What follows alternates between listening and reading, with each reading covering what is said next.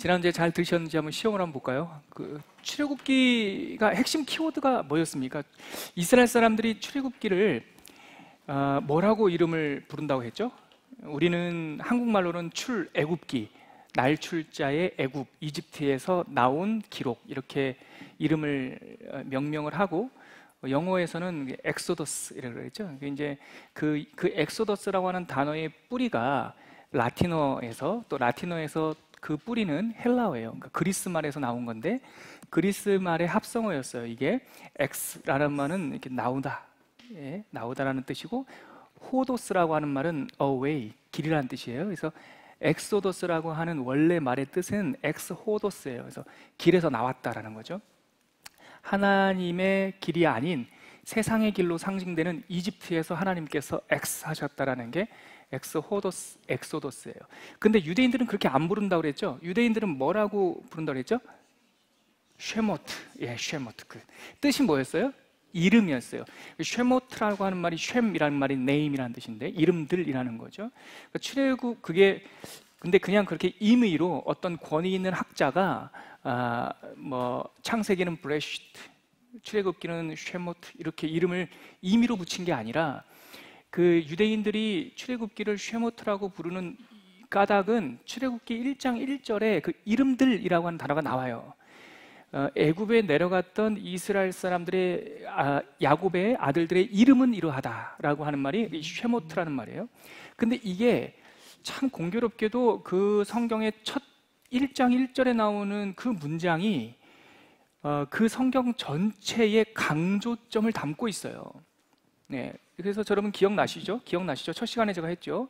창세기의 이름이 브레시트라는 말이었어요. 그게 태초에 이런 뜻인데, 그 브레시트라는 말에 또 다른, 그러니까 좀 더 좀 풀어서 말씀을 드리자면 시작이 뜻이라고 했잖아요. 그래서 창세기는 모든 것들의 시작이 키워드예요. 출애굽기는 쉐모트라는 말이 이름들이라는 건데, 출애굽기의 키워드가 이름이에요. 그래서 하나님께서 430년 동안, 긴 세월 동안 버려진 줄 알았는데, 이스라엘 백성이 하나님과 상관없이 버려진 줄 알았는데, 하나님께서 내가 너희들의 이름을 기억했다라는 말씀을 하시고, 내가 너희들의 이름을 알았다라는 말씀을 하시고, 또 출애굽기 3장에서는 하나님께서 본인의 이름까지 알려주세요. 이거 굉장한 사건이에요. 우리가 하나님의 이름이라고 하는 것은 그분의 인격, 그분의 그 성격, 퍼스널리티라고 하는데 그분의 위격을 상징하는 거거든요. 그래서 이름을 받는 게 출애굽기 3장 14절이에요. 그게 제가 이제 히브리 말로 예흐예, 아쉐르 예흐예 이렇게 됐죠. 예흐예, 이게 존재한다라는 뜻이고, 아쉐르가 있다라는 뜻이고, 또 예흐예, 또 있다, 존재한다. 그러니까 우리가 영어 성경에 I am, who I am 이라고 익히 들어서 알고 있는, 한국 성경에서는 나는 스스로 있는 자다라고 번역된 그 말이 원래 히브리 말로는 예흐예 아쉐르 예흐예라는 말인데, 여기서 나온 단어가 여호와라고 하는 단어예요. 근데 이 이름을 받았다는 것도 너무나 사실 중요한 주제고, 또 출애굽기, 아까 우리 어떤 자매도 저한테 나와가지고 질문을 했어요. 참 저를 배려해 주셔서, 제가 외국에 있을 때 이렇게 산만할까봐 질문을 묵혀두셨다가 조금 전에 질문을 하셨는데, 우리 자매님의 질문의 핵심은 출애굽기 32장에 그 금송아지 사건을, 금송아지를 만들어낸 이유에 어떻든 간에 압력을 받았든 무지에 있었든 이유에 어떻든 간에 아론이 리더로서 그 선봉에 서는데 왜 아론은 안 죽였냐고 저한테 이제 물었는데요. 굉장히 타당한 질문이에요. 제가 하나님한테 가서 진짜 물어봐야 될 것 같아요. 왜냐하면 성경에는 그런 내용들이 안 나와 있으니까. 우리가 출애굽기를 보면은 출애굽기 사건에 있어서 굉장히 중요한 분기점이 뭐였죠? 이 금송아지 사건이었어요. 금송아지 사건을 중심으로 그 전에 설계도가 나오고, 이 사건을 중심으로 두 번째 돌판을 받은 후에 실제로 그 설계대로 짓잖아요. 예, 이게 딱 짝을 이룬다고 해요. 짝을. 이 금송아지 사건으로 인해서 하나님께서, 야, 내가 진짜 쟤랑 절교하려한다, 이스라엘 백성들이랑 절교하려는데 쟤네들이랑 진짜 못 살겠다, 쟤네들이랑 하고 하나님께서 이혼을 선언을 하셨어요. 내가 떠나겠다고. 그랬더니 이제 모세가 그 사이에 하나님의 바지가락을 붙잡고 매달리죠. 그럴 수는 없습니다. 아니, 불려낼 때는 언제고, 아니 화장기 있을 때는 이뻐 보였는데 화장 지고 나니까 못생겼다고 헤어지는 게 어디 있습니까? 우리 이런 거 몰랐습니까? 딱 그거거든요. 막 붙잡고 하니까 차라리 내칠 것 같으면 저를 내쳐주세요. 제 이름을 생명책에서 지워주세요. 이 관용적 표현이 처음 나와요. 이름을 생명책에서 지운다라고 하는 우리 권사님들 기도 때 많이 하셨죠? 그게 처음 나오는 게 그 32장 그 사건 이후에 나오는 거예요. 그런 문학적, 은유적 표현들이 그전에는 없었어요. 그랬더니 하나님께서 뭐라고 답변하시냐면, 내가 너를 야다, 이게 히브리어로 야다인데 알다 라는 말인데, 내가 너를 이름으로도 알았고 라고 하는 표현을 쓰세요. 모세에게. 이 관용적 표현도 출애굽기에만 나오는 독특한 표현이에요. 다른 데는 안 나와요. 내가 너를 이름으로도 알았다. 그러니까 이 출애굽기를 확 꿰는 화살이 하나 있다면 그게 이 쉐모트, 이름이라는 거예요. 그래서 하나님께서 당신의 느헤미야서에 보면 이런 말씀이 있어요. 성전이 다 무너졌죠. 나중 이야기인데 여러분 한번 떠올려 보세요. 시드기야 왕 시대 때 이스라엘 왕국이 다 무너지고 모든 사람들이 포로로 잡혀갔잖아요. 70년이 지나서 이 이스라엘 백성들이 다시 돌아올 때가 참에 하나님께서 느헤미야를 통해서 비전을 주시는데, 느헤미야가 하나님께 기도할 때 뭐라고 기도하냐면, 하나님, 당신의 백성들이 아무리 범죄하였더라도 그들이 겸비하여 스스로 겸손하게 자기를 낮춰서 하나님을 바라보면 당신의 이름을 두려고 택하신 곳에 우리를 다시 보낼 거라고 말씀하지 않았습니까? 이거 들어보신 적 있으세요? 들어보셨어요? 들어보신 분이 3분밖에 없어서 제가 한번 찾아보죠. 느헤미야 한번 찾아보세요. 이 느헤미야의 기도에 그런 표현이 나와요. 9절 8절과 9절 같이 읽죠. 느헤미야 1장 8절과 9절. 제 성경책으로는 727쪽에 나와 있어요. 같이 읽어볼까요? 다 찾으셨어요? 네, 다 찾으셔야 돼요. 이거 중요한 키워드예요. 자, 8절 9절 같이 읽겠습니다. 시작. 옛적에 주께서 주의 종 모세에게 명령하여 이르시되, 만일 너희가 범죄하면 내가 너희를 여러 나라 가운데 흩을 것이요, 만일 내게로 돌아와 내 계명을 지키면 너희 쫓긴 자가 하늘 끝에 있을지라도 내가 거기서부터 그들을 모아 내 이름을 두려고 택한 곳에 돌아오게 하리라 하신 말씀을 이제 청하건대 기억합소서. 여기 보세요. 이게 바로 오늘 우리가 살펴볼 레위기 26장과 27장 복받는 길과 저주받는 길, 거기에 이 표현들이 나와요. 근데 여기도 뭐라고 말하냐면, 내 이름을 두려고 택한 곳에 돌아오게 하리라. 그럼 내 이름을 두려고 택한 곳이라는 것이 이 은유적 표현이 어디를 말하는 걸까요? 성전을 말하는 거예요. 좀 더 큰 지역으로 표현하자면 시온 예루살렘을 말하는 거고, 좀 넓은 데서부터 좁혀들어오죠. 땅으로 말하면 이스라엘 땅을 말하는 거고, 시티로 말하면 예루살렘을 말하는 거고, 어떤 에이리어를 말하면 그걸 시온, 이 예루살렘 산, 시온 산을 말하는 거고, 또 좁게 말하면 그 산 위에 세워진 예루살렘 성전을 말하는 거고, 예루살렘 성전에서 더 좁게 들어오면은 지성소를 말하는 거고, 지성소에서 좀 더 좁게 들어오면 법궤 위에 있는 하나님의 속죄소라고도 불리기도 하고 시은좌라고도 불리기도 하는, 우리가 레위기 읽을 때 하나님께서 법궤를 만든다라는 표현 읽으셨죠? 근데 거기서 여러분들 예민하신 분들은 하나 찾아내셨어야 돼요. 법궤는 우리는 당연히 냄비 사면 냄비 뚜껑도 같이 오잖아요. 냄비 샀는데 냄비만 주고 뚜껑은 별도 구매, 이러면 괜히 기분이 나쁘죠? 그게 우리 습성이죠. 그런데 법궤는요, 묘하게 보면 뚜껑 얘기가 따로, 법궤 얘기 따로 해요. 네, 맞죠? 예.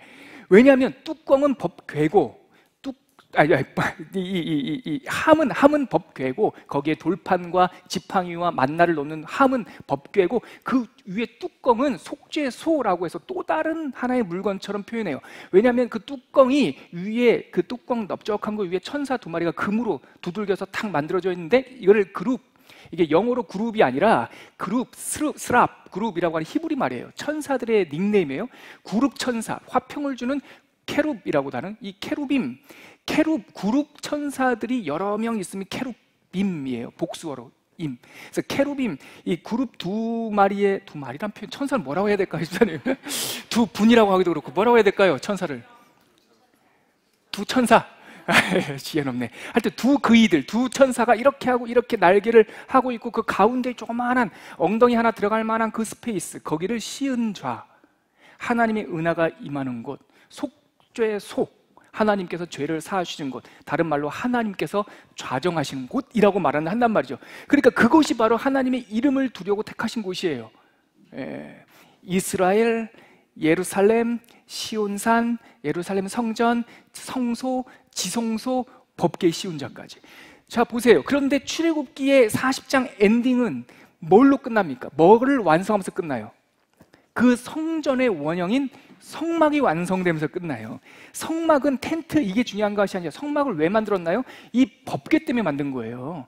성막은 왜 만들었다고요? 속죄소 때문에 만든 거예요. 그래서 지성소 안에 두는 거죠. 그러니까 출애굽기는 하나님의 이름을 두려고 택하신 그 하나님의 성소가 만들어지면서 짜자잔 끝나요. 하나님의 영광이 쉐키나라고 말씀하셨죠. 은정동 선생님 얘기했죠. 하나님의 쉐키나, 영광이 임재하는 장면.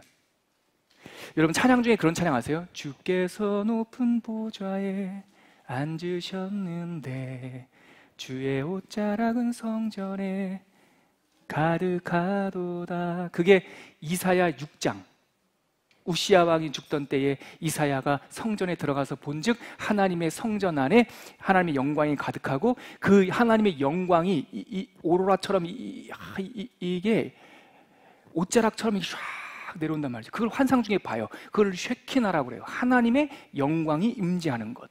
그거의 첫 사건이 인간 땅에서 신의 산 말고 인간이 만든 집에서 첫 번째로 임재하는 그 사건이 바로 성전 완공 사건이고 출애굽기 40장 완성한 후에 쫙 임재하죠. 나중에 솔로몬이 성전을 만든 후에도 똑같은 현상으로 하나님께서 영광이 쫙 임재해요. 나중에 이스라엘 나라가 망하기 직전에 아까 말씀드렸던 이사야가 성전에 들어갔을 때도 영광이 쫙 임해요.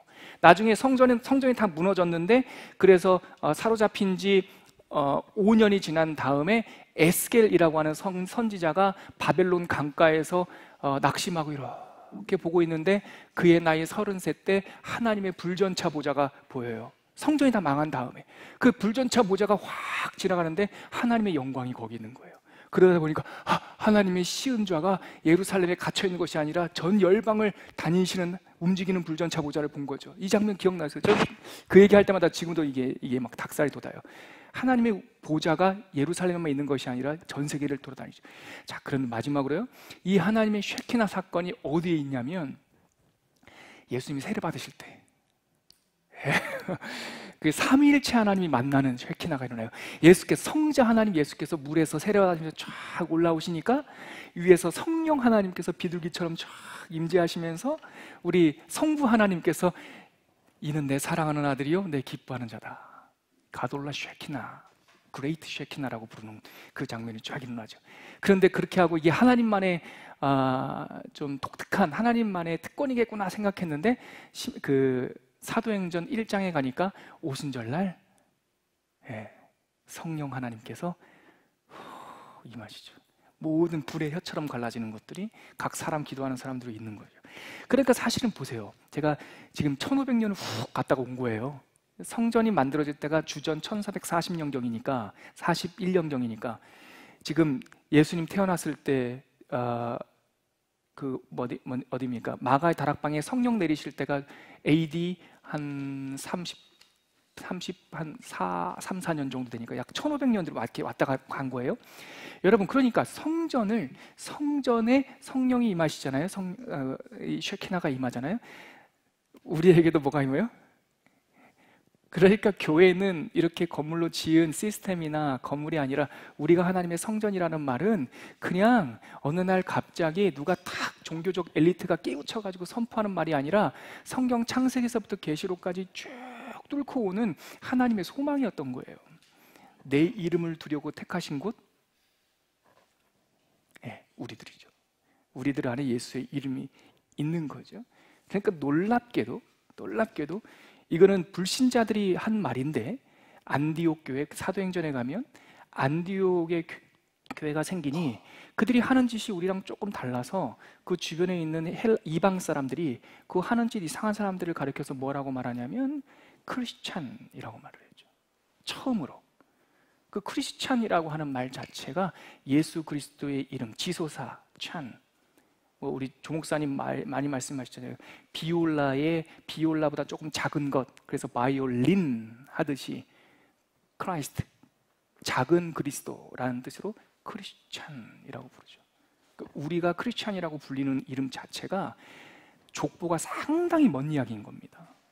그게 창세기부터 출애굽에 이어서 지금까지 쭉 뚫고 오는 내 이름을 두려고 택하신 곳, 그게 여긴 거죠.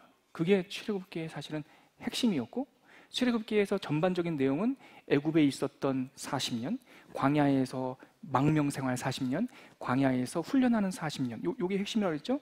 그리고 출애굽기에서 있었던 광야 이야기의 주제는 딱 하나, 성막 만들자, 그거였지 않습니까?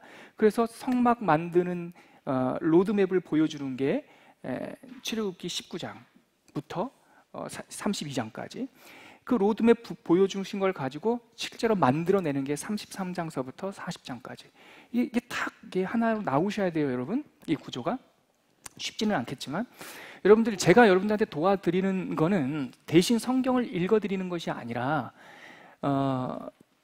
제가 누차 말씀드리지만 이 더 메시지, 이 강의의 목적이 뭐라고요? 여러분들이 스스로 말씀을 읽고 말씀을 이렇게 하나님의 메시지로 받아들이는 데에 제가 쉐르파로 동행해 드리는 거예요. 그러니까 여러분들이 걸어오긴 걸어왔는데 그 걸어온 데가 도대체 어딘지 모르는 사람들한테, 모르는 분들한테 제가 지금 우리가 걸어온 길이 그런 길입니다 라고 지금 설명을 계속 해드리고 있는 거죠. 자, 레위기는 그럼 이제 오늘 해야 될 내용인데, 레위기는 뭡니까? 바로 강연 안 보셔도 돼요. 제 설명을 들으시고 같이 강연을 읽을 거거든요. 레위기는 무슨 얘기냐면 출애굽기 다음에 있었던 얘기가 아닙니다. 시간 순서대로 이렇게 돼 있다고 해가지고 출애굽기가 40장 끝난 다음에 레위기가 시작된 게 아니라 출애굽기의, 그러니까 시내산 밑에서 약 9개월 동안 머물러 있는데 그 9개월 동안 머물러 있었을 때 하나님께서 모세에게 하신 말씀을 기록해 놓은 거예요. 그러니까 출애굽기는 시내산에 머물러 있던 9개월간의 역사적 이야기라면 레위기는 그 시내산에 머물러 있던 그 기간에 있었던 하나님과의 대화예요. 하나님과의 대화. 그러니까 시간적으로는 출애굽기와 레위기는 겹쳐요. 19장부터 20장부터 겹쳐요. 이렇게. 자, 그러면 또 퀴즈 할게요. 지지난주 계속 했던 거니까 우리 그 레위기를 영어로는 뭐 레비티쿠스라고 읽는데 우리는 레위기 같아요. 그 레위인들, 제사를 드렸던 레위인들 그 뜻인데 유대인들은 레위기를 뭐라고 불렀을까요? 이것까지 맞추면 제가 선물을 드릴 게 없네요. 뭐라고 불렀을까요? 이거 중요한 겁니다. 이게 바로 키워드예요. 이거를 유대인들은요, 이크라 이렇게 불러요. 이게 와라는 말이, 베라는 말이 히브리어로 이렇게 쓰는데 이게 그리고라는 뜻인데, 그리고 이크라 불렀다. 이크라. 하나님께서, 레위기의 핵심 주제가 이거예요. 그리고 하나님께서 불렀다. 자, 불러서 뭐 했을까요? 말씀하신 거예요. 이게 핵심이에요. 그래서 레위기 한번 펴보실래요? 이게 한눈에 이제 보이셔야 돼요. 출애굽기, 레위기. 이게 안 보이니까 우리가 이제 레위기 읽을 때 자꾸 졸죠. 계속 전혀 나랑 상관없는 얘기들이 자꾸 반복되니까 레위기 1장 1절 같이 한번 읽어보겠습니다. 시작. 여호와께서 회막에서 모세를 바이크라 모셰트 에트 뭐 이렇게 그 회막 이런 텐트 이렇게 되는 거예요. 그래서 바이클라 불렀다. 그에게 뭐 하셨어요? 그래서 말씀하셨다. 그러니까 우리를 불러서 말씀하신 내용이 이 레위기의 내용이에요. 자, 보시죠. 계속 그 내용이에요. 4장 보실래요? 4장 1절. 4장 1절 시작. 여호와께서 모세에게 말씀하여 이르시되, 말씀하셨죠? 그 다음에 6장 1절 시작. 여호와께서 모세에게 말씀하여 이르시되, 또 말씀하셨죠? 그 다음에 6장 24절 여호와께서 모세에게 말씀하여 이르시되, 요게요 그 문단 바뀐 거랑 똑같은 거예요. 여호와께서 모세에게 말씀하여 이르시되, 요게 또 나오면 새로운 내용 혹은 부가되는 내용이 계속 있는 거예요. 계속 찾아보세요. 그 다음에 또 어디 있습니까? 8장에도 여호와께서 모세에게 말씀하여 이르시되, 7장 22절에도 여호와께서 모세에게 말씀하여 이르시되, 뭐 다 그 내용이에요. 다. 예. 또 10장 8절에 여호와께서 아론에게 말씀하여 이르시되, 11장 여호와께서 모세와 아론에게 말씀하여 이르시되, 11장 여호와께서 모세와 아론에게 말씀하여 이르시되, 12장 여호와께서 모세에게 말씀하여 이르시되, 계속 똑같잖아요. 지겹도록 똑같잖아요. 14장 여호와께서 모세에게 말씀하여 이르시되, 15장 여호와께서 모세와 아론에게 말씀하여 이르시되, 예. 또 16장 아론의 두 아들이 여호와 앞에 나가다가 죽은 후에 여호와께서 모세에게 말씀하시니라. 네. 17장 여러분 안 찾아봐도 돼요. 끝까지 레위기 27장까지 모든 내용의 이 핵심 키워드가 여호와께서 말씀하여 이르시되, 마이크라 모세의 텐트에서 말씀하셨다. 뭘 말씀하셨냐? 그게 이번의 핵심이에요. 자, 그러면 레위기에서 뭘 하나님께서 말씀하셨을까요? 자, 하나님께서 이스라엘을 구원하는 이 구원 사건은 사람들이, 여러분 생각해 보세요. 430년 동안 종살이 했던 사람들한테 구원을 설명한들 알겠습니까? 구원을 한번 설명해 봐요. 이 불교신자들한테 구원을 한번 설명해 보세요.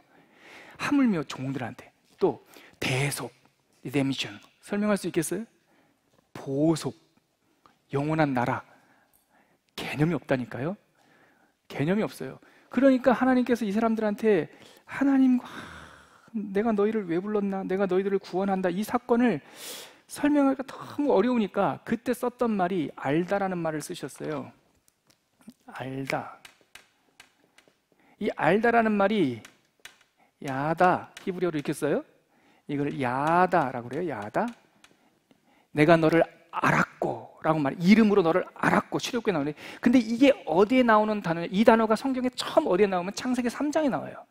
어디에 나오냐면 아담이 그의 아내 하와와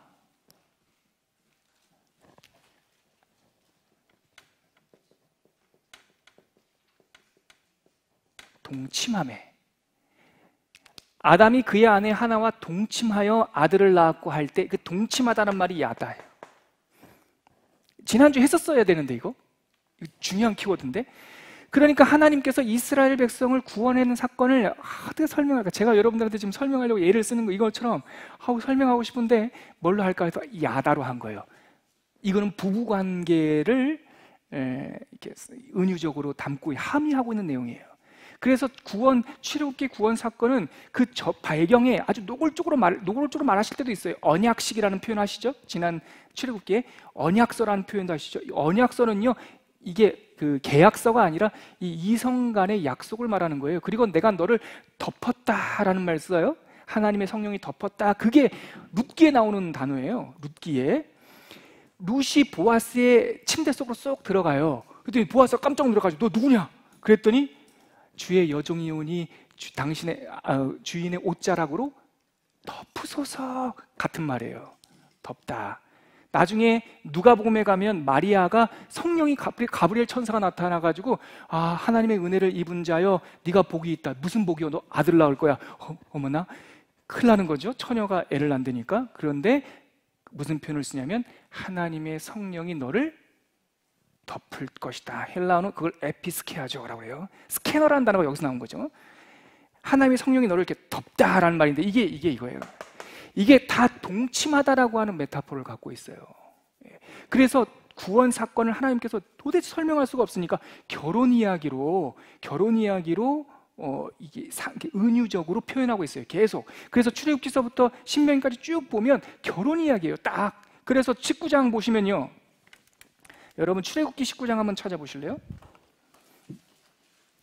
이게 출애굽기 19장이 무슨 시점이 어떤 시점입니까? 홍해를 건너온 이스라엘 백성이 3개월 동안 투덜투덜하면서도 하나님의 집인 시내산에 도착한 거 아닙니까? 시내산에 도착을 해서 하나님께서 시내산에 도착한 이스라엘 백성들에게 이제 쫙 선포하시는 말씀이 19장 내용인데요. 4절 한번 같이 읽어볼까요? 시작.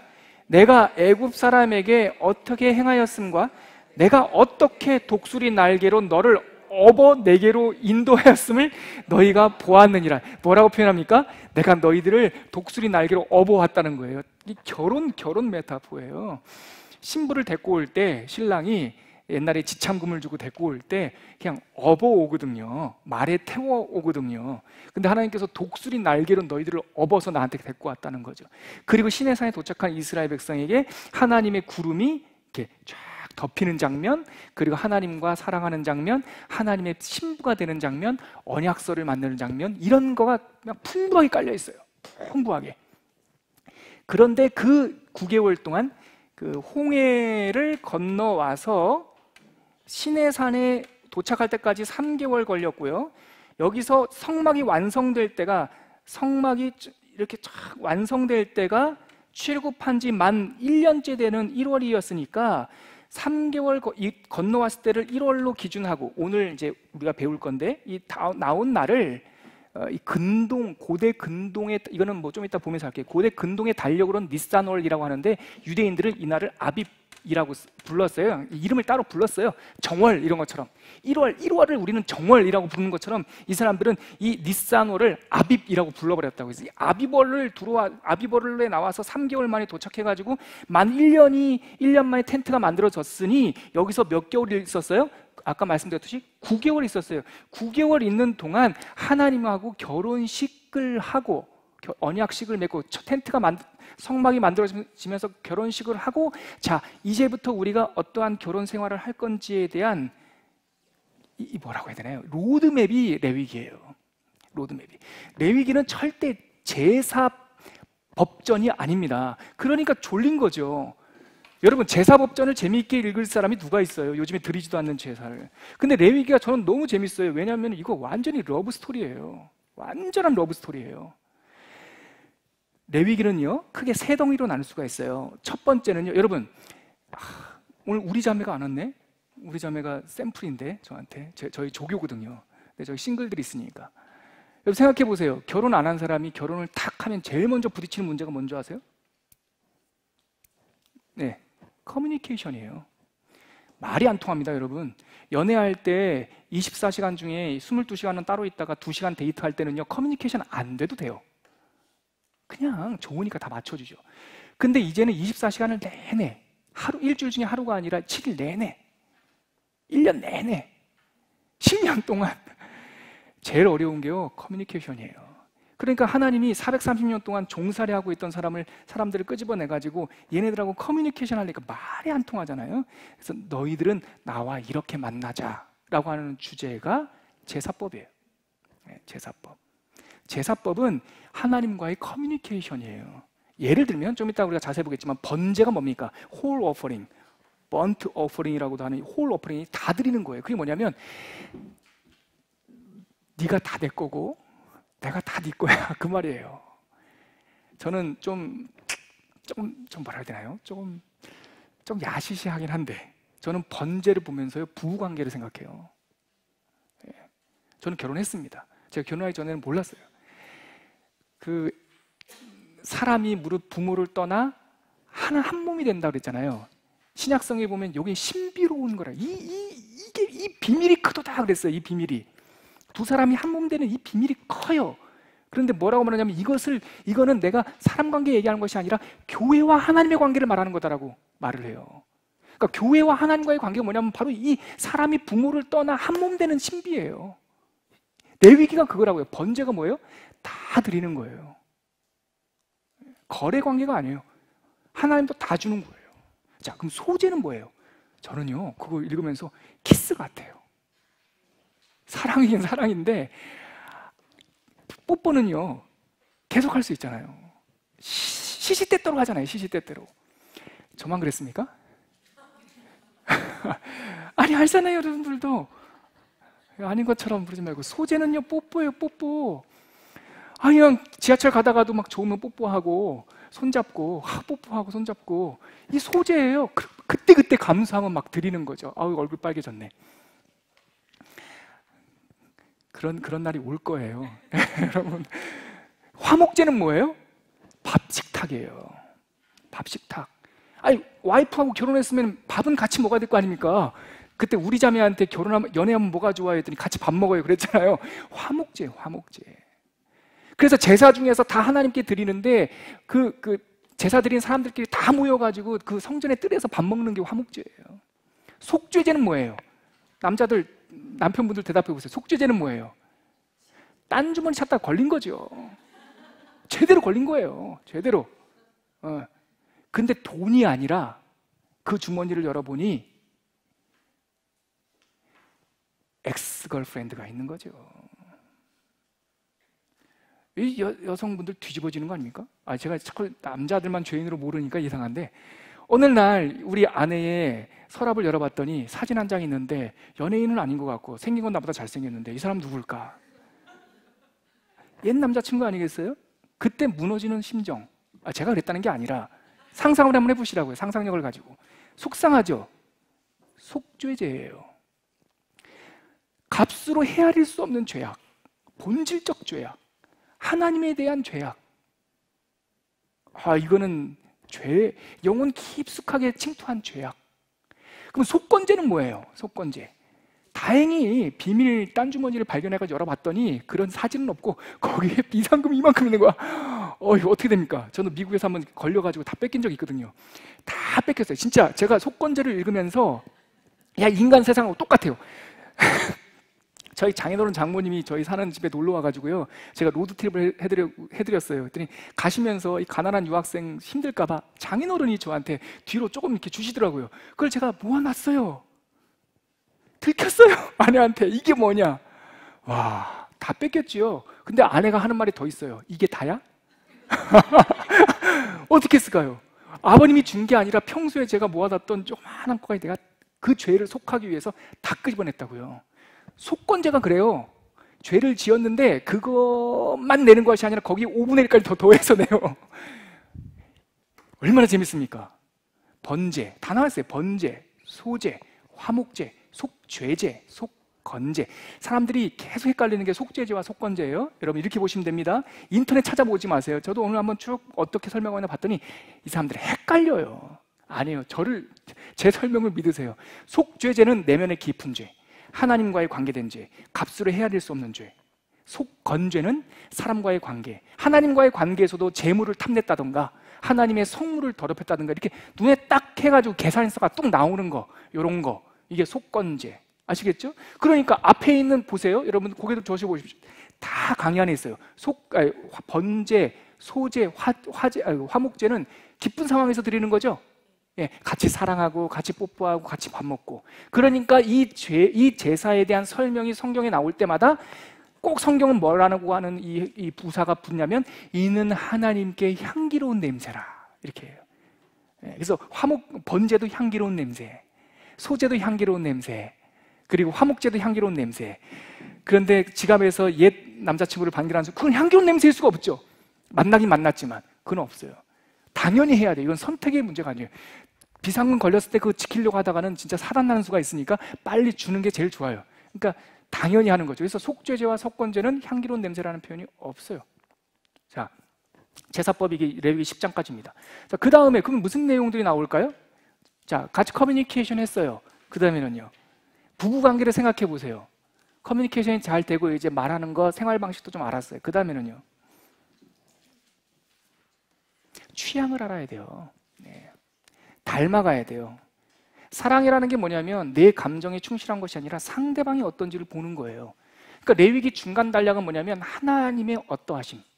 근데 인간의 부부관계는 나도 절반은 옳고 이 사람도 절반이 옳아요. 그러니까 서로 간에 주목하는데 하나님이 신랑되고 내가 신부됐을 때 하나님은 늘 옳으세요. 오늘 아침에 안식이 목사님이 아침 예배 때 하나님은 늘 옳습니다, 아멘 했어요.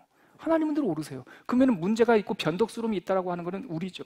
그러면 서로가 맞춰간다라고 하는 것, 닮아간다고 하는 것은 하나님이 인간을 닮을 수는 없죠. 우리를 이렇게, 그것은 이제 안트로포모르피즘이라고 하는데 하나님이 인간처럼 이렇게 해주시는 거. 하나님은 시기하는 하나님입니다. 진짜 시기하셔서 그런 것이 아니라 의인화한 거지, 의인화. 하나님이 우리처럼 우리의 눈높이로 낮춰주시는 건데 그분의 성품이 낮아지는 게 아니에요. 성품은 오로지 숭고하시지만 스스로 낮아지신 거죠. 근데 우리는요, 우리의 성품 자체가 하나님을 닮아가는 거예요. 그래서 레위기의 가운데 토막은 뭐냐면 우리는 이처럼 함께 닮아가자, 우리는 이처럼 함께 거룩해지자, 그 뜻이에요. 하나님의 성품의 핵심이 뭡니까? 거룩이에요. 그러니까 11장서부터 뒷부분까지 계속 나눈 내용이 22장까지인가요? 나눈 내용이 너희는 거룩해야 돼. 그러니까 더러운 거 먹지 마.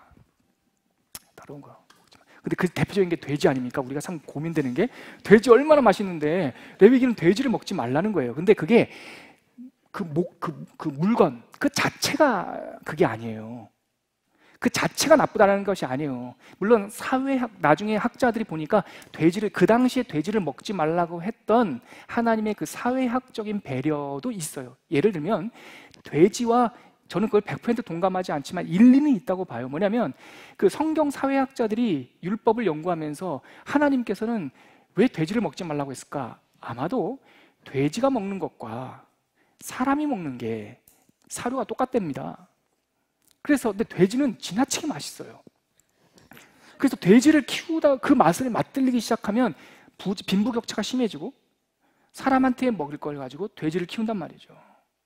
그래서 하나님께서 먹지 말라고 하지 않았을까? 또 전염병 문제도 있고 또 이 돼지는 이동에 용이하지 않아요.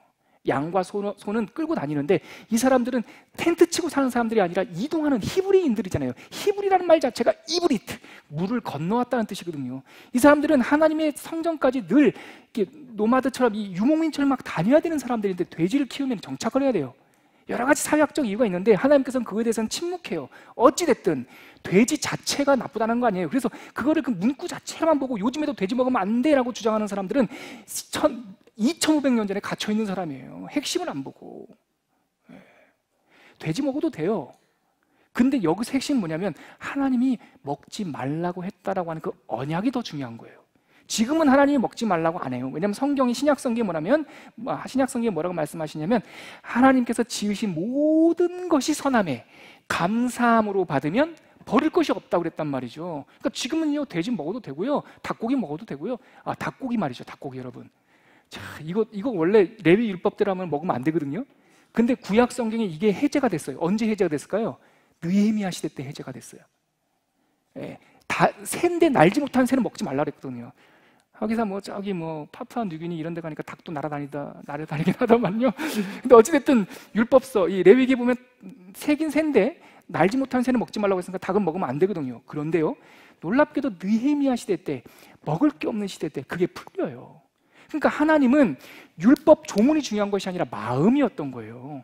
돼지 먹지 말라고 하시면 더 좋은 거 주시는 거예요. 그 시대 때 닭 먹지 말라고 했으면 더 좋은 메추라기 주시는 거예요, 공짜로.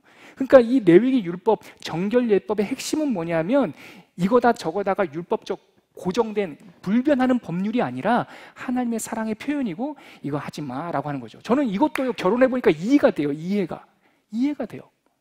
여러분, 우리 아내가 싫어하는 어떤 거가요, 그게요 이유가 있는 게 아니더라고요. 남자들 잘 들어요. 부인들이 싫어하는 어떤 거든요 이유 없는 게 많아요. 그냥 취향이에요.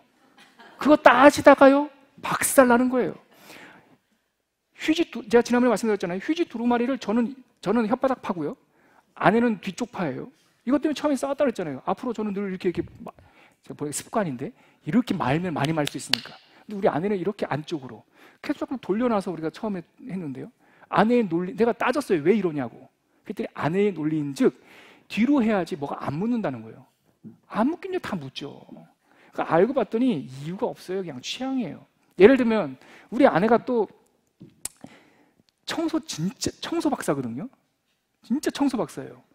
근데 우리 아내도 차가 있고 제가 차가 있다가 둘이 이제 결혼하니까 차를 하나로 통일을 시켰다고요.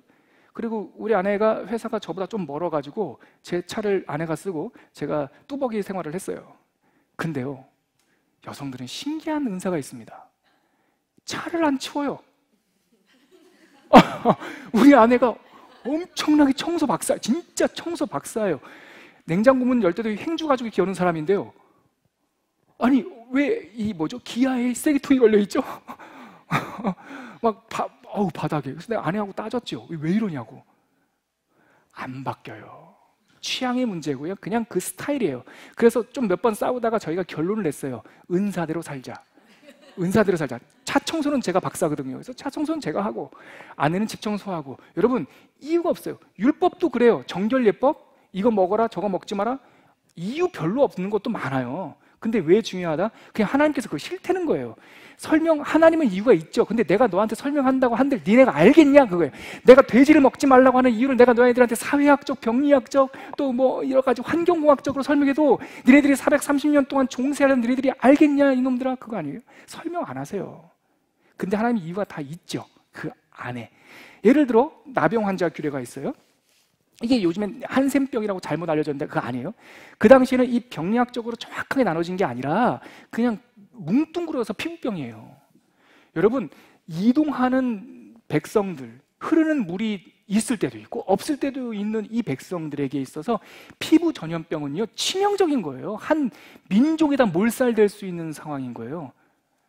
하나님이 예민하다고요? 아니에요. 여러분, 불과 우리나라에서도 지석영 선생님께서 그 호암마마라는 닉네임을 갖고 있었던, 이게 귀신이라고요. 호암마마가 천연두 이거 걸리면요 엄청 죽었어요. 살아도 피부가 다 뒤집어지고 곰보 생기고 그랬죠. 이게요 19세기까지 있었잖아요. 19세기 말까지 우리나라도요 호암마마 천연두 걸리면은 생존율이 거의 뭐 하프였어요. 반반이었어요. 하물며 지금부터 2500년 전에 광야에서 떠도는 사람들끼리 피부병이 딱 생기면요 화들짝 놀라는 거죠. 그런데 거기다 대고 똑똑한 똘똘이 스머프 같은 사람이 나타나가지고 이거는요 피부 문둥병 아닌데요, 이거는요 그냥 부스럽인데요. 이거 따질 새가 어디 있어요. 일단 피부병 나면 어떻게 해야 돼요? 격리예요, 격리. 이게 인권이에요, 여러분. 레위기 보면서 이 나병 환자 규례 보면서 하나님은 너무나 무정하시다, 인권도 모르신다 막 이러는데, 여러분 그 시대적 정황 속에서 보면 피부병이 걸린 사람을 빨리 격리시키는 것, 그게 인권이에요. 그게 나병 환자 규례고요. 먹는 거. 또 여성들이요, 또 여권 나오는데요. 여성들 생리하거나 애를 낳으면 격리시켜야 돼요. 격리시킨다고요. 근데 이게 또 왜 여자만 격리시켜요? 막 이런 사람들이 있는데요. 그것도요 격리가 아니라 여자를 보호시키는 거예요. 일 안 시키는 거예요.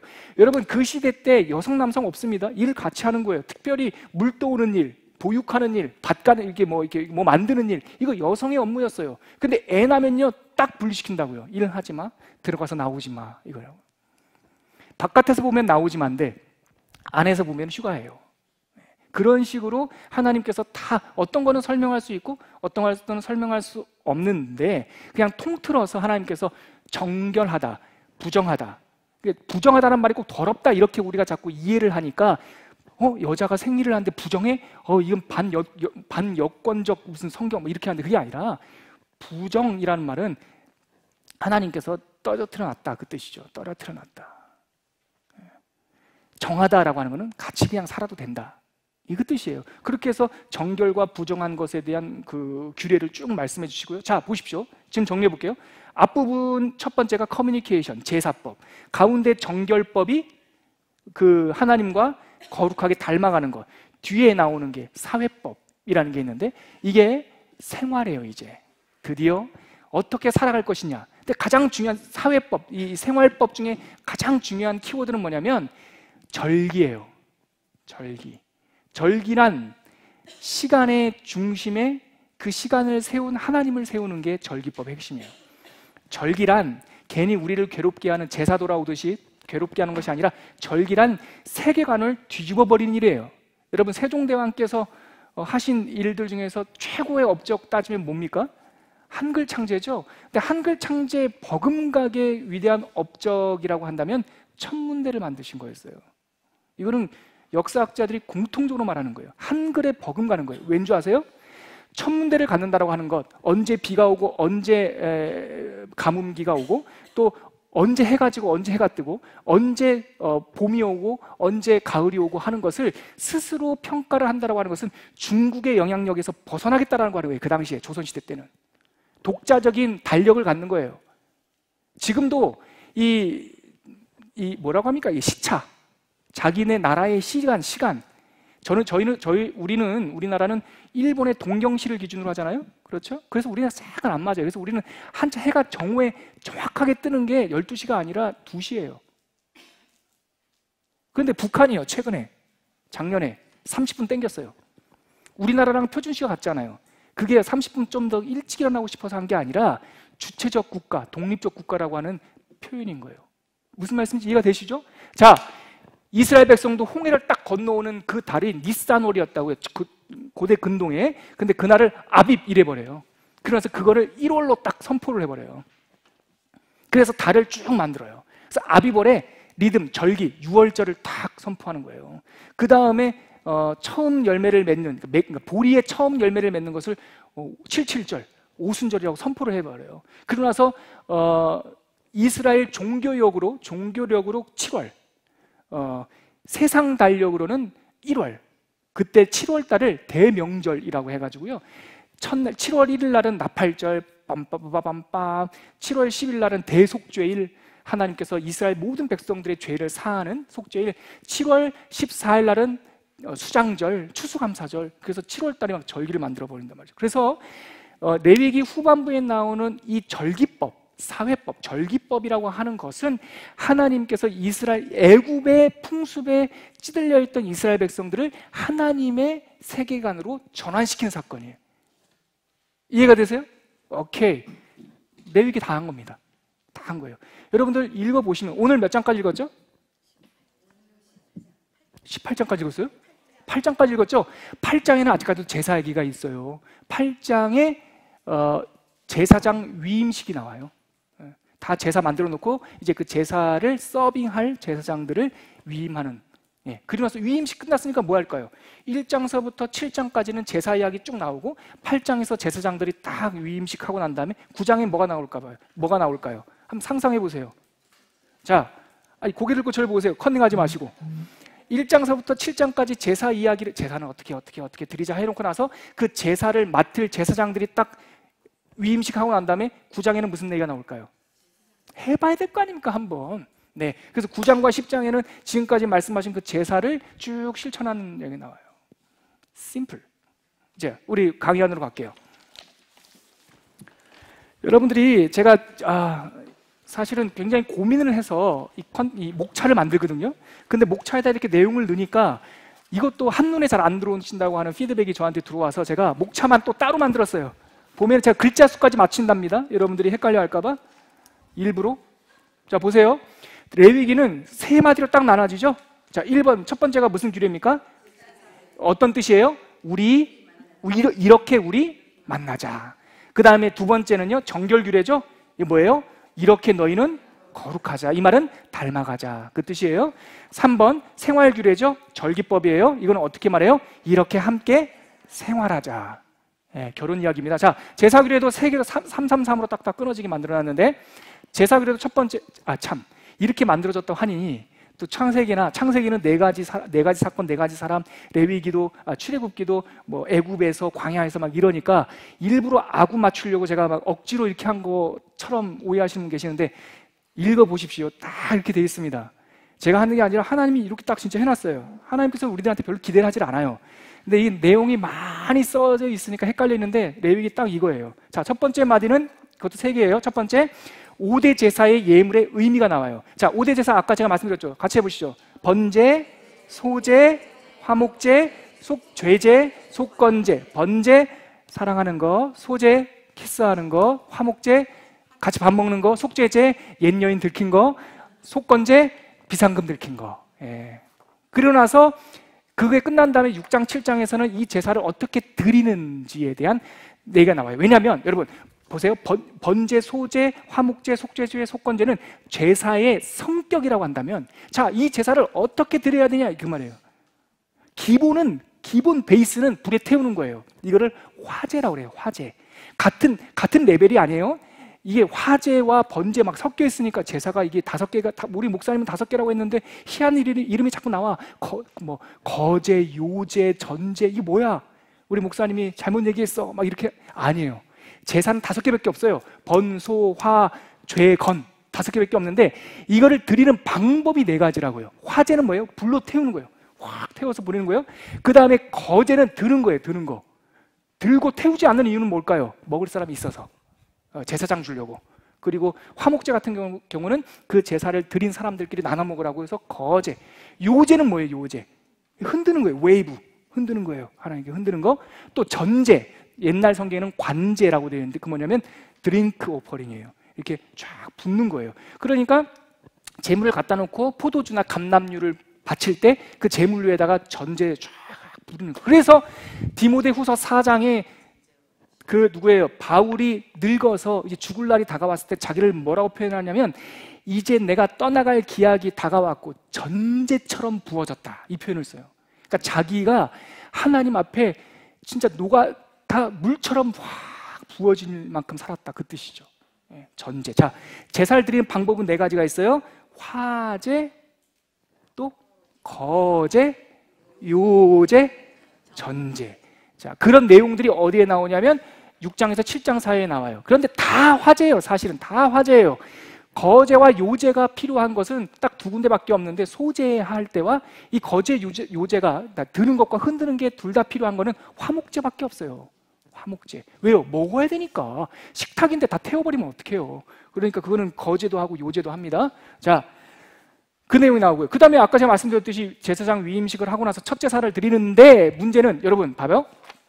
너무 논리적이잖아요. 하나님 쫙 말씀해 주셨어요. FM대로. 자, 그거를 집례할 제사장이 위임됐어요. 자, 이제 8장에서 위임됐어요. 9장에서 한 번씩 쫙 해봐요. 10장에서 뭐가 나올까요? 실패담이 나와요.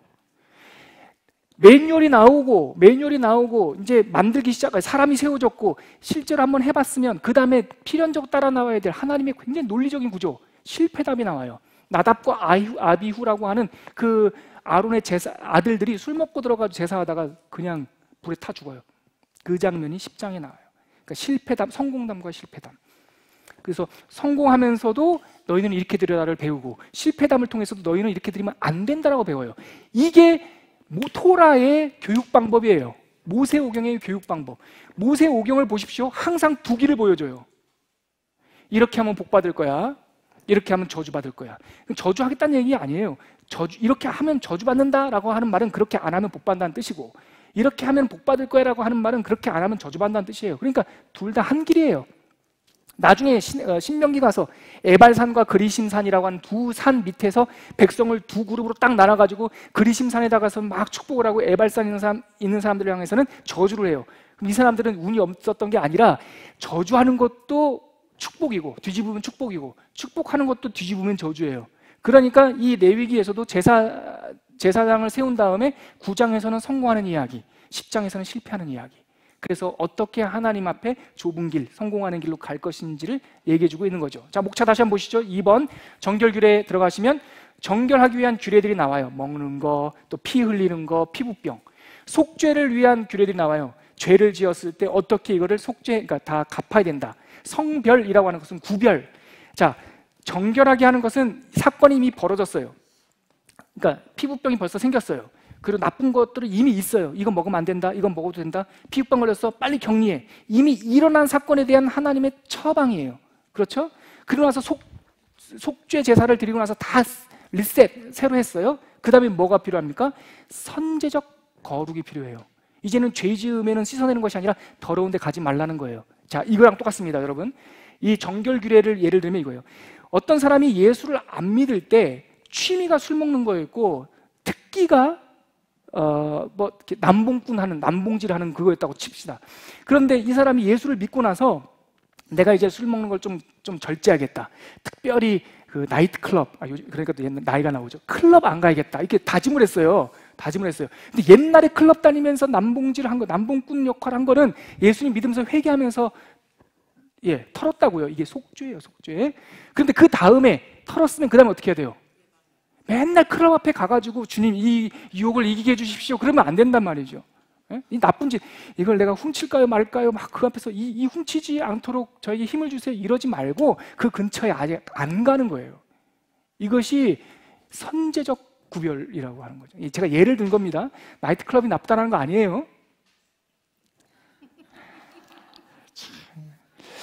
설명할래야, 여러분들 위로할래야 참 힘든데, 아무튼 그래서 뒷부분의 내용이 구별이라는 건 뭐냐면, 이제 너희들 이런 거 들어온 거니까 가지 마, 이거 나쁜 거니까 하지 마, 이렇게 선제적으로 하시는 말씀들이 뒷부분에 나오는 18장에서 22장까지 나와요.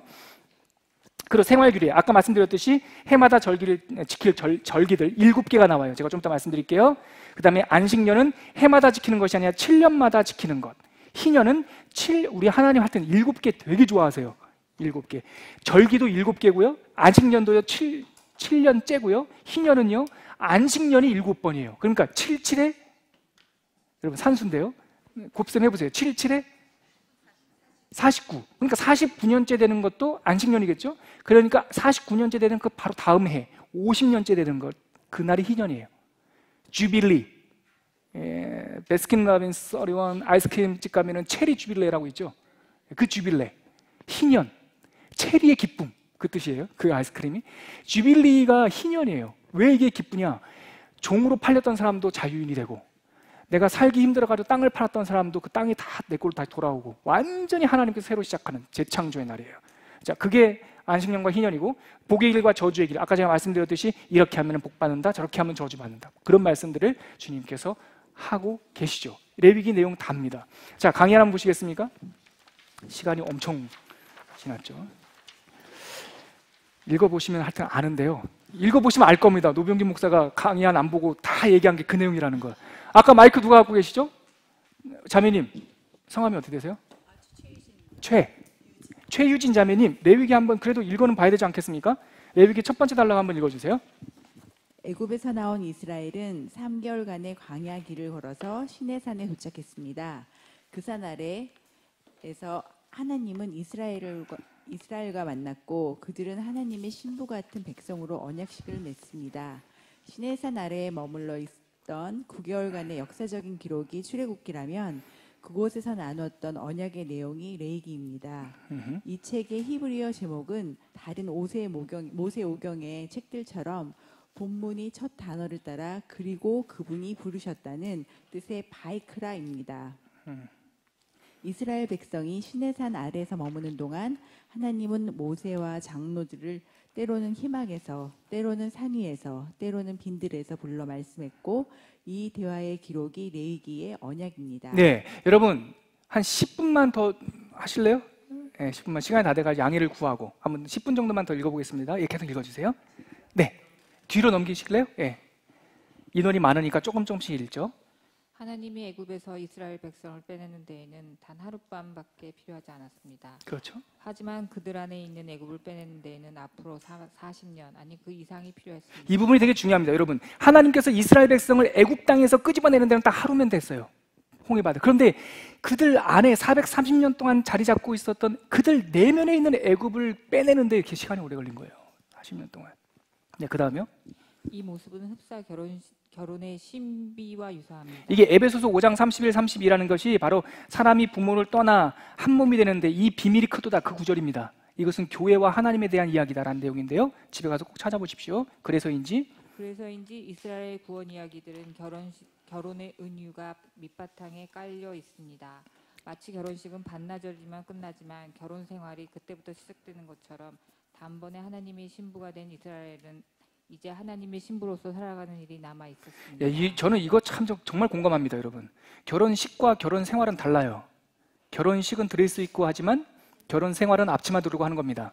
그러니까 하나님께서 이스라엘을 홍해를 갈라 기적 가운데 구원하셨지만 이제는 하나님의 백성답게 살 수 있는 트레이닝을, 결혼 생활을 이제 시작하시는 거예요. 예, 그 다음에요. 레위기는 딱딱한 법률서나 제사 지침서가 아닙니다. 신랑된 하나님과 어떻게 소통하고 무엇을 닮아가며 함께 살아가야 할지를 알려주는 하나님과의 결혼생활 로드맵과 같습니다. 네, 결혼생활을 로드맵이라고 해서 좀 죄송하지만 제가 단어가 조금 그래서 그냥 그렇게 표현을 했습니다. 그 옆에 있는 자매님 한번 읽어주시겠어요? 이런 이해를 가지고 훑어보면 레위기는 크게 세 마디로 구성되어 있음을 알 수 있습니다.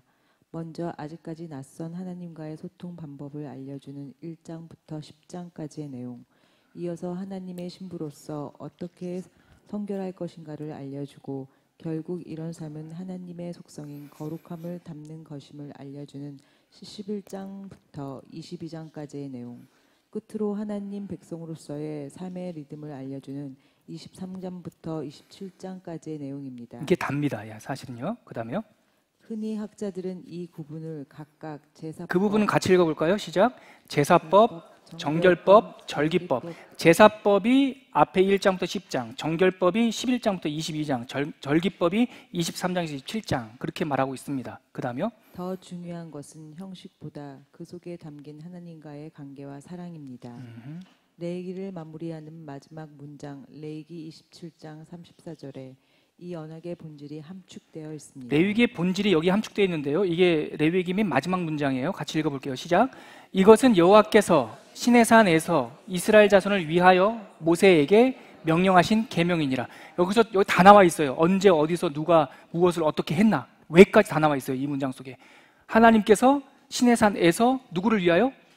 하나님을 위하여가 아니라 이스라엘 자손을 위하여. 그러니까 이 계명은 니네들을 위해서 주는 거라는 거예요. 니네들 괴롭히려는 것이 아니라 니네들 잘 되게 하려고 모세에게 명령하신 계명이다라는 거죠. 그 다음 읽어주세요. 그 다음 분 한번 제사규례요. 제사규례 레위기의 첫 번째 단락 1장부터 10장에는 왜 이렇게 우리는 만나자 왜 안 해요? 그게 제일 중요한 거예요 사실은. 제사규례 이렇게 우리는 만나자. 레위기의 첫 번째 단락 1장부터 10장에는 5대 제사규례가 담겨 있습니다. 이 제사들은 비인격적인 종교적 의무가 아니라 하나님을 향한 사랑과 마음을 고백하는 행위의 언어로 이해해야 합니다.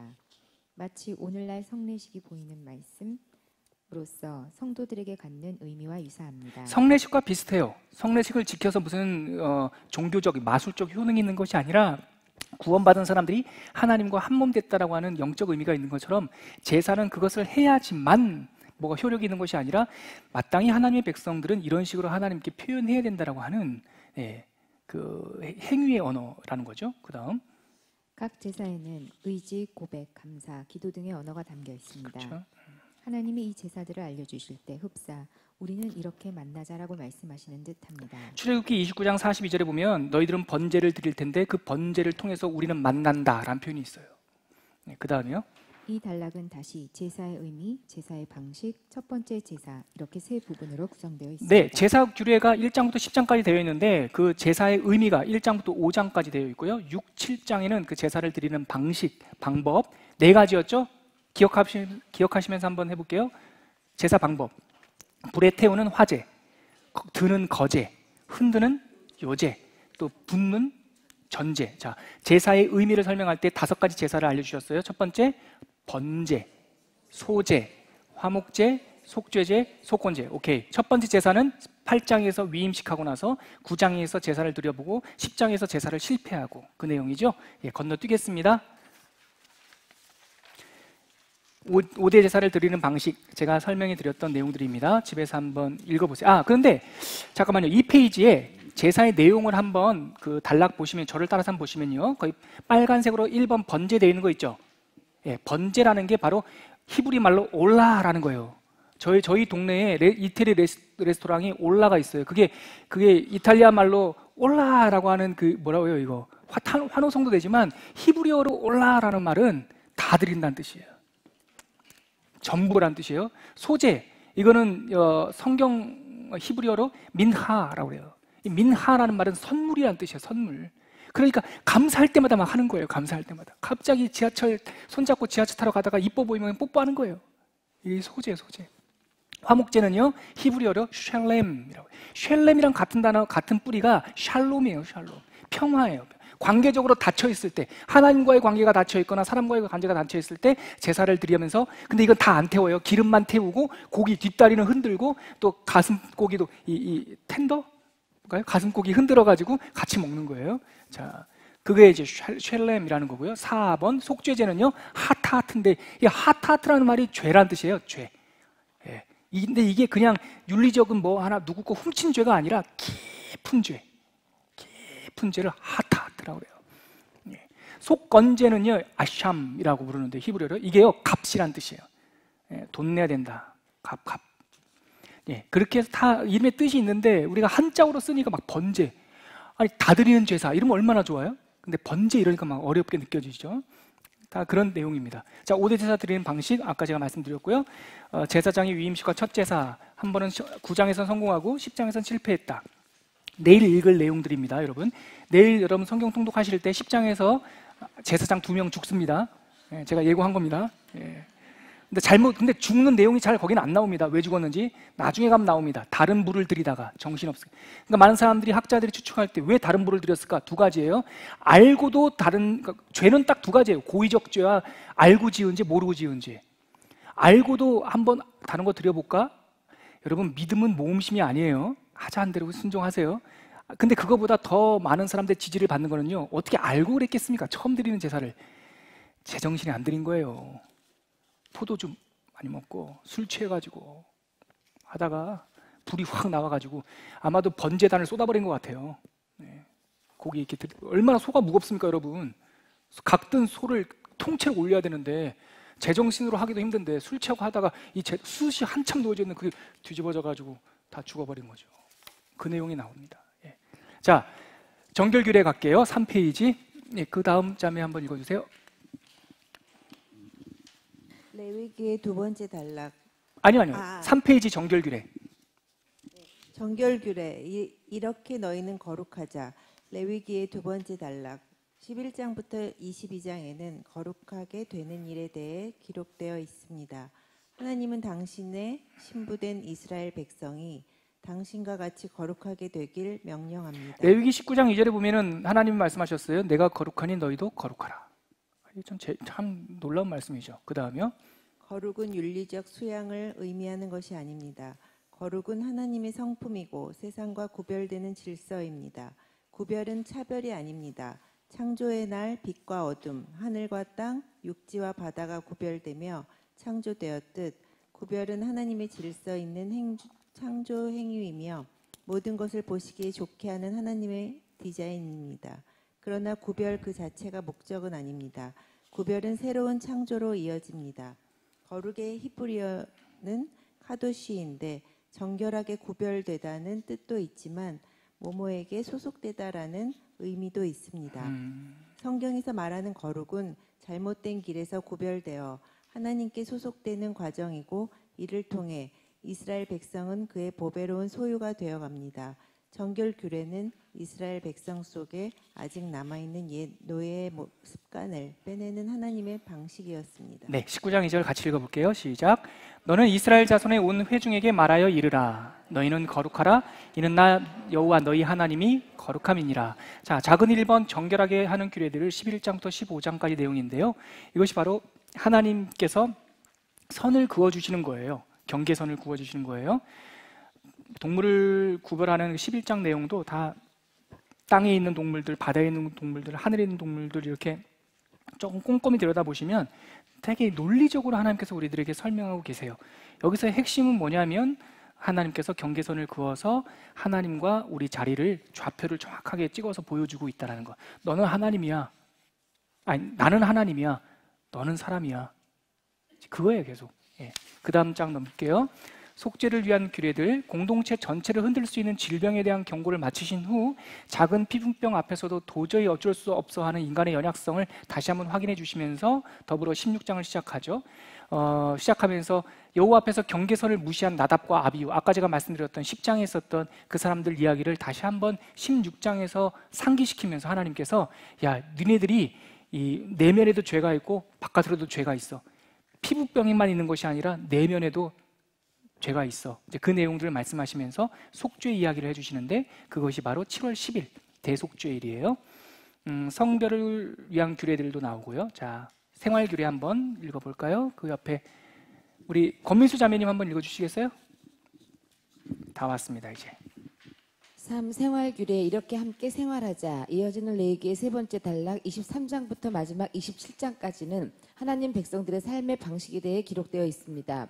7일 만에 돌아오는 안식일과 계절마다 돌아오는 연중 절기들, 그리고 7년마다 돌아오는 안식년과 7 안식일 후에 찾아오는 희년에 대한 규례는 하나님 죄송합니다. 안식일이 아니라 7 안식년. 안식년 예, 후에 찾아오는 희년에 대한 규례는 하나님 백성의 삶의 방식을 조직적으로 보여주는 그릇과 같습니다. 이스라엘 백성에게 절기와 형식은 가볍게 볼 일이 아니었습니다. 물론 형식이 본질에 앞설 수 없지만 형식이 없는 본질은 쉽게 상처받고 망가집니다. 우리는 때로 형식이 뭐가 중요한가, 내용이 중요하지라고 생각 없이 말합니다. 하지만 성경은 그렇게 말하지 않습니다. 굳어지지 않은 겸손한 형식은 하나님의 공동체 안에서 그분의 뜻이 이루어지도록 연속성을 부여해 줍니다. 특히 400년 넘게 노예 생활에 익숙해진 백성들에게 절기와 시간에 멀어지기 쉬운 연약한 지체들을 붙들어주고 아주 빠르게 방종에 빠지고 주관적이 되기 쉬운 영혼의 본성을 길들이는 다림줄이 됩니다. 또 절기는 애굽의 리듬, 애굽의 시간에서 해방되게 하고 하나님 중심의 세계관을 갖게 하는 중요한 영성의 학교가 됩니다. 아주 중요합니다. 절기를 갖는 것. 우리는 그러면 신약 시대 우리는 뭘로 이 절기의 효과, 절기의 리듬을 잡습니까? 주일이에요. 예. 다른 사람들은 일요일, 썬데이라고 말하는 날을 우리는 주일이라고 말하면서 삶의 기준을 딱 잡는 거죠. 해마다 지킬 절기들 7개가 있습니다. 5페이지 한번 보세요. 6월절이 있네요. 파사흐라고 말하죠. 무교절, 6월절 끝난 다음에 초실절인데 그 다음에 이어지고, 초실절이 헷갈려요 여러분. 초실절을 여러분들이 맥추절을 초실절이라고 자꾸 헷갈린 사람이 있는데, 레위기에서 말하는 초실절은 맥추절이 아닙니다. 맥추절을요 초실절이라고 부르기도 해요. 근데 그거는 보리의 처음 열매, 여기서 말하는 초실절은요 6월절이 지난 바로 그 다음 날 거저 들어간 땅에서 첫 열매 드리는 거예요. 그래서 이거는 6월절 절기와 하나의 패키지입니다. 1번, 2번, 3번은요 같은 주간이에요. 그 다음에 7주가 지난 다음에 오순절, 77에 49일 50일째 되는 날 오순절, 그리고 나팔절 7월 1일 빰빰빰빰 7월 10일 속죄일, 아까 장막절 7월 14일 15일부터 7일간, 그렇게 해서 총 7개, 6월절, 무교절, 초실절, 오순절, 나팔절, 속죄일, 장막절. 안 외워도 돼요. 신학교 가실 거 아니면. 그러나 7개의 절기가 있다까지만 아시면 됩니다. 6월절에 예수님께서 죽으셨고요. 부활의 첫 열매가 되셨어요. 초실절에 부활하셨어요. 오순절 때 성령님 오셨어요. 나팔절날 재림하실 거예요. 그날 7월 1일 날 재림한다는 게 아니에요. 여러분 시험볼 종말론자 아닙니다. 7월 1일 날만 보지 마세요. 나팔절을 상징하는 게 재림이에요. 아시겠죠? 그 다음에 안식년과 희년, 아까 말씀드렸듯이 그 7년째가 되는 해에 쉬어라. 모든 땅도 쉬어야 된다. 7년째가 되는 안식년이 7번이 지난 다음에 50년째 모든 것 다 리셋. 하나님께 돌려드려야 된다. 26장부터 27장까지 하나님께서 다시 한번 우상 숭배하지 마라. 안식일을 꼭 지켜라. 그것이 하나님께서 지키시고 보호하는 원리다. 니네 힘대로 살지 말고 하나님의 힘을 쫓아 살아라 라고 말씀하시죠. 맨 마지막 문장 한번 보시겠습니까? 거기 한번 보시죠. 레위기를 읽는 우리도 지금 하나님께서 바이크라 부르고 계십니다. 지금 우리는 누구 앞에 서 있습니까? 제가 이 말씀을 드리는 이유가 레위기를 읽다 보면 이런 표현이 심심치 않게 나옵니다. 모세가 여호와 앞에 서매. 그럼 하나님께서 말씀해 주세요. 우리가 하나님의 말씀 앞에, 여러분 성경 통독이 뭐 하는 겁니까? 공부하는 게 아니에요. 이거는 공부할 수 있어요. 성경 공부는. 근데 성경 통독이 뭡니까? 저 한번 죄송하지만 따라해 주시겠습니까? 하나님의 말씀 앞에 서는 일이다. 바이크라예요. 이게 하나님께서 하나님의 로고스 말씀 앞에서 우리를 부르심에, 주여 힘내니, 히브리어로 힘내니 내가 여기 있사오니 말씀하시옵소서. 사무엘을 부르시던 하나님 말씀 기억나십니까? 바이크라. 그리고 사무엘을 부르셨다. 하나님께서 사무엘아 사무엘아. 누가 부르는지 몰라가지고 엘리 찾아가죠. 엘리가 그제서야 깨닫고 배운 게 있어서 야 하나님이 부르는갑다. 다음에 하나님이 사무엘아 사무엘아 부르면 뭐라고 대답해라? 힘내니 내가 여기 있나이다 말씀하소서. 여러분들 성경 통독 시작하실 때 꼭 기도하시며 시작하시면서 하나님 제가 여기 있습니다. 한 말씀이면 족합니다. 말씀하여 주십시오 하면 2500년 전의 말씀을 통해서도 오늘 나한테 정확하게 들리는 하나님의 메시지를 들을 수 있습니다. 그런 은혜가 있길 바랍니다. 제가 기도하겠습니다. 그리고 하나님께서 부르셨습니다. 하나님의 산에서. 그리고 말씀하셨습니다. 여러분 하나님 이 레위기가 우리들한테, 우리 모든 사람들한테 하나님의 큰 은혜의 메시지임을 오늘 배웠습니다. 말씀하시는 하나님, 우리에게 말을 걸어오시는 하나님, 우리를 지도하시는 하나님, 그 하나님을 삶의 현장에서 날마다 만나고 동행하는 레위기의 삶을 살 수 있도록 이끌어 주시옵소서. 제도에 묶이지 않도록 도와주시고 복음으로 자유하면서도 하나님 안에 거하는 사람들 다 되게 하여 주시옵소서. 예수님의 이름으로 기도합니다.